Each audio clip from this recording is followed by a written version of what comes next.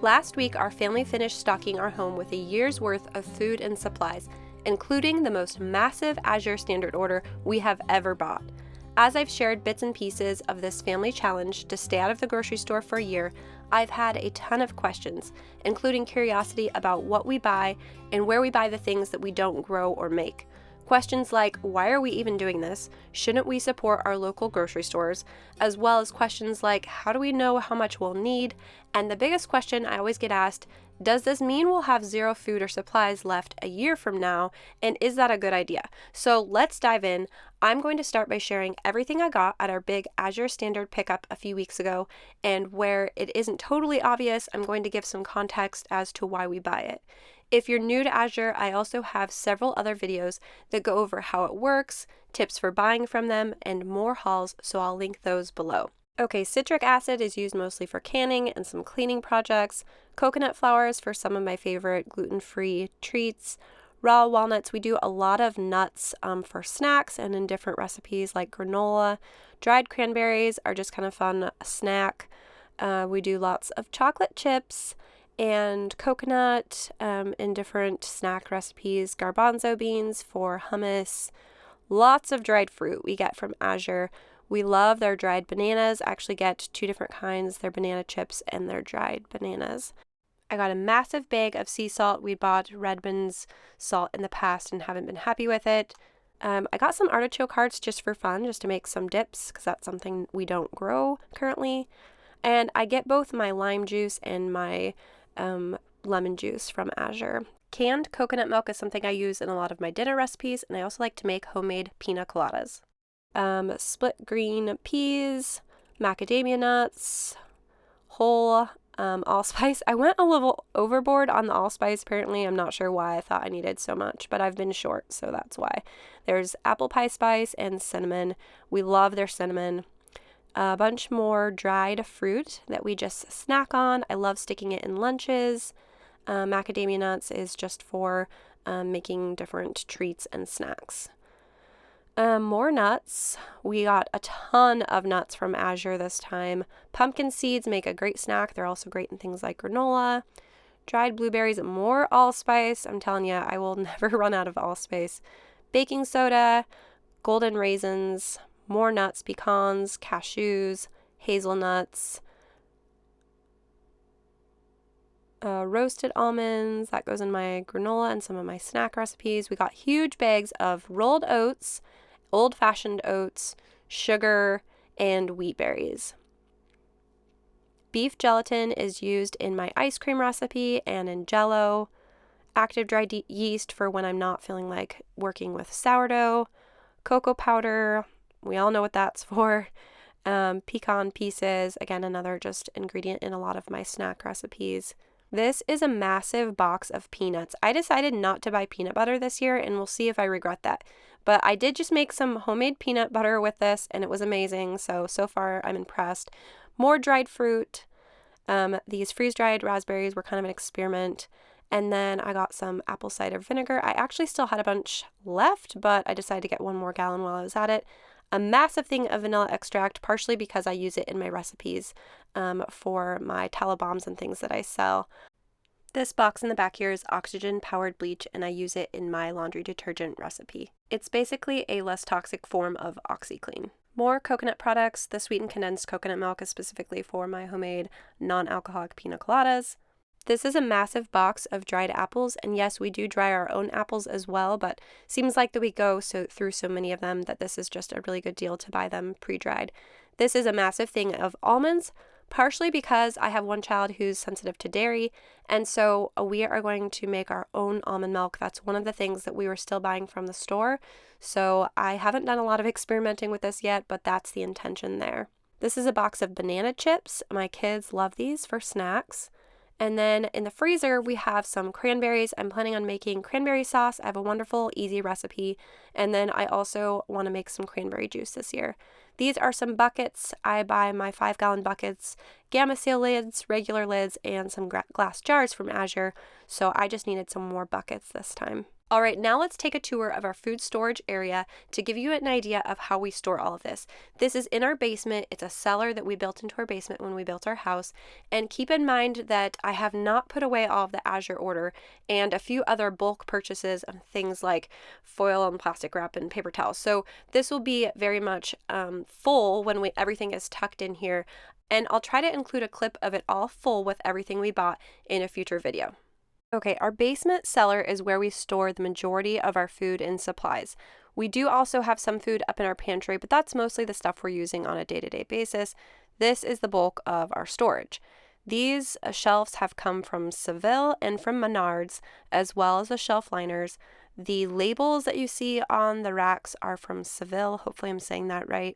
And then just over the last few years, we've gotten very specific about how we organize things in here and the containers that we use and the methods that we use to store each of our things, as well as the recipes that we use. And I've been keeping track of everything and hope to share more and more of that over the next year. Along the top is where I like to store all of my squash because it does get pretty chilly in this room with the air intake and flow of air, and so up on top is where it stays the warmest. But you can see I have some overflow down below. And then the shelf in the back here is mostly store-bought products, so oils that we don't, make ourselves, and different things like Worcestershire sauce and lemon juice and different things, vinegars that we purchase. The next shelf here is dried beans and fruit, and then a lot of sweeteners. So obviously the beans we grow, a lot of the fruit we either grow or get from Azure, and then the sweeteners, we do make our own maple syrup, make our own broth, but then some of these sweeteners are obviously bought, like powdered sugar. Then we have a lot of our canned things over on this next shelf, and you can see there's a lot of empty space here, and that's because I'm definitely not done canning for the year. I have all my tomatoes to process this year and a lot of meat to process as well. Then on the bottom, I have some of my bulk buckets for things like cornmeal and dried coconut. Then over here on this side, we have all of our toilet paper, paper towels, cleaning products. I have a lot more that I actually have out in the playroom that I need to still organize into this area, so it will be completely full when I get everything stocked away here. Some water, some disposable diapers if we lost electricity or something like that. And then I have all of my canning supplies over here, medications, vitamins, propane. We have all of our meat processing stuff and all of our DIY type stuff. We have all of our maple sapping stuff. And then on the bottom are our potatoes. And we actually have a lot more of these to bring in, so we'll see what we end up doing with those. On this side, we have disposable paper products up top, some salt on top, and then all of this is just home canned goods, jams, fruit spreads, pie fillings, fruit, applesauce, pickles, pickled carrots, other pickled items. We have some apple juice. On the bottom, I have some of my onions and some garlic as well, and I still have a bunch more onions to bring in also. Well, now you have a good idea of what we buy and how we store it. Now let's dive into the questions I get asked, and while I answer those, I'll share with you my applesauce making project I worked on as soon as we picked up our Azure order, since we don't have a ton of extra fridge storage. If you want details on my easy method for making applesauce, I do have the instructions in a previous video, which I will link below. Okay, let's tackle the most common question I get asked. And sometimes it's actually more of a statement when people tell me it's a bad idea to not shop for a year, because then at that year mark, our pantry will be empty. And then what if something happens at that point? Shouldn't we keep it fully stocked at all times? To be honest, I struggled with this when we first thought of this idea to only shop once a year. Because yes, it seems logical that we'd be in a pickle if something terrible happened in those last few months. But after sort of doing this for a few years, what I found is that it really isn't a concern, and here's why. Realistically, my calculations aren't perfect. Some items we will run out of a little early, like last year it was chocolate chips, but for the most part, we end up with much more than a year's worth of each ingredient, and things aren't perfectly gone at that 12-month mark. For example, this year when we went to refill our oats, we still had 25 pounds left. We also intentionally keep way more than a year's worth of things like wheat berries and sugar, and actually I ordered more oats this year to give us that buffer with oats as well. So no, we aren't completely out when we restock. We are still sitting on about 3 to 6 months supply of most things, and we're simply rotating our stock at that point. The other thing to note is that while we're trying to avoid the grocery store for a year, we aren't avoiding sourcing in-season food, whether that be from our farm or from a local farm, or even I'm considering purchasing citrus in bulk from a citrus farm on the West Coast. We grow and harvest all of our own meat right here on our farm. We have a dairy cow, and we grow almost all of our veggies. Then for some things like berries, we will still go to the berry farms we like to pick at and do our annual fresh eating and preserving of that item. We also forage things like asparagus and mushrooms and blueberries. So because this process of growing, sourcing from farms, and foraging will continue, we will be in a lot of ways continually restocking our supplies. Obviously, we don't grow much here in the winter, but we will be butchering a cow in January, so that will be a way that we're adding meat to our supply without any purchases necessary. So hopefully that cleared up any confusion there. Another common question is, why are we even doing this? Especially since we do purchase several things that we don't grow, so why not buy them from our local grocery store? In fact, people can get quite worked up that I'm not supporting my local grocery stores. So the reasons for doing this are numerous. First of all, less frequent shopping trips mean I spend less simply because there isn't the temptation to grab things I don't really need. I used to think Walmart pickup was the answer to this, but I found that I'm just as likely to casually add in non-essentials even when I do a pickup order. Staying out of the store also forces me to cook from scratch. Now, in full transparency, I like a break from cooking just as much as anyone, and I'm not ruling out restaurant dinners or, fast food here and there on a special trip to the city or something like that. To me, that's a special occasion and doesn't go against my mission. What I'm trying to avoid is the temptation to just grab convenience food week after week instead of using up the ingredients that we have on hand and just continually falling back on those convenience foods. We grow a huge garden and harvest all of our own meat, and there are years that a lot of that has actually flat out gone to waste simply because grabbing something at Walmart was easier. Another benefit to shopping once a year for staples is that I'm able to buy in bulk, and that is a huge savings for a family our size. Where we live, there really isn't local grocery stores I want to support.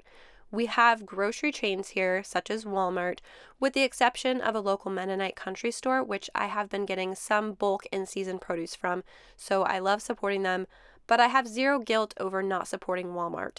And I love supporting family farms and places like Azure Standard instead.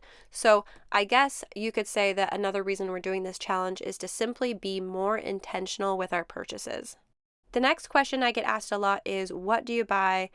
And questions that go along with this are, do you have a list, and what's the process for planning this out? And the answer to this is that I have a very detailed spreadsheet where I track everything. So I know how much we bought last year, where we got it, what we paid, and how much we need for a year based roughly on what we use in a month, and also just experience over the years. I use this spreadsheet to place my Azure order and make any bulk purchases. I will say though that for home canned things, I often just go by checking to see what I have left when it's time to deal with that crop again. For example, I still had a ton of jam left from last year, so I didn't bother to can much this year. The other part of the answer to this question actually answers another question I got to, which is, do you have a meal plan for the whole year? Yes, I do, but keep in mind that it is for planning purposes and to make sure that we have a good idea of the ingredients that we need to keep on hand, but it's a very flexible plan. I'm totally okay if we decide to make a new recipe one night instead of sticking to the plan. I have enough ingredients on hand that I can make just about anything, but I will say that I'm a creature of habit and usually just stick to my normal staple meals. If you want more information on how I plan for a year, I will link that video as well. It's actually way easier than it sounds. Okay, the last questions I got asked were about differentiating our 1-year supply from our long-term food supply and how we figure out how to rotate through it. To be completely honest, I don't have a massive long-term food storage supply. I do plan to bulk this up in the future, but I'm not a prepper in the sense that I'm not stocking my cellar with tins and tins of freeze-dried meals that last 20 years just in case. And there's nothing wrong with this. I probably should do more of that, but at this point, I don't. I have plenty of food and supplies that we could last 6 months comfortably past our 1-year mark. But keep in mind that we also have a garden and animals and local foraging, so it's not like we would rely on rice and beans if we were in an emergency situation anyway.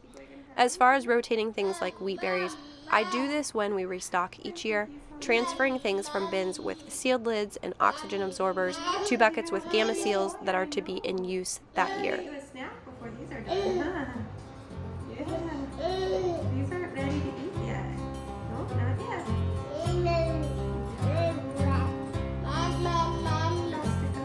Okay, that's all I have for you today. If you have further questions about this, just drop them in the comments and I will do my best to get back to you. See you next week.